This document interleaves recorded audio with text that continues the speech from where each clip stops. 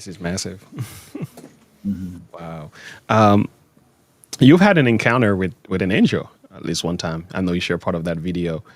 In a video I saw part of that. Would you mind sharing that experience again? I thought it could really be a blessing to those who might be listening as well. Yeah, so I believe I've met my angel on a number of occasions, but the one that really sticks in mind was I was with ADRA, and I had to pick up a large sum of money from Frankfurt for work in Afghanistan.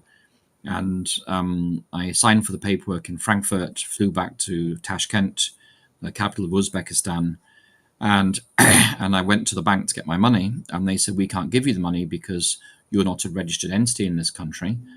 And so they, but the bank manager understood why I needed this money. So he said, well, if I'll give you the money at 4 o'clock in a big briefcase, and then you've got to get across the border into Tajikistan by 5 o'clock. And if you do, then I'll tell the government I made a mistake and gave money to somebody from a non-registered entity. So I said, that sounds good to me. So I took the money at 4 o'clock and got in a taxi and drove to the Uzbek-Tajik border. And on the Uzbek side of the border, there was police, there was customs, and there was border patrol and checking passports. Then you crossed a bridge with a red line down the middle. That was the border. On the other side, on the Tajik side, there was also a bridge. There was also border guards checking passports, customs officials, and police. And I stood there looking at this, and that part of the world was dangerous. People were being kidnapped. When the German Foreign Ministry announced they'd given that much money to ADRA, all my staff just evaporated because nobody wanted to be known as seen with me, because they didn't want to be kidnapped by the jihadis in that area to force them to reveal my location. So basically, my whole office evaporated on me. So I felt very alone. And I was at the border saying, Lord, how am I going to cross this border? I need to cross the border, but if I declare the money, it'll all be stolen and I could be kidnapped for more money, or I could just be shot. So what am I going to do? So I had said, Lord, what am I going to do? And as I was praying, this little old man came up beside me. He had this wizened old face and had this Muslim prayer cap on and a black shoulder to ground cotton jacket on.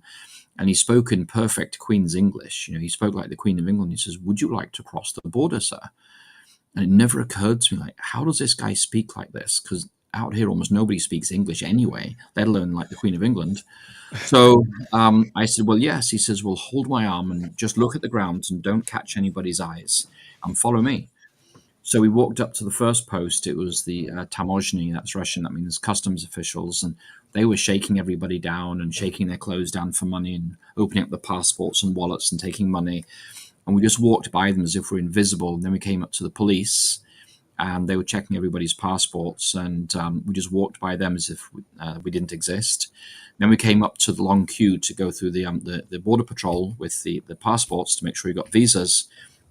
And we just walked to the front of the queue, and we went to we walked past the guys who were stamping, and as if we didn't exist. Then we walked across the border. And we had 3 more posts, and we just walked through them as if we didn't exist. And in that part of the world, your glasses are a giveaway that you're a Westerner, as are your shoes. Because normally Westerners have got nice glasses or nice shoes on, no matter what else they're wearing.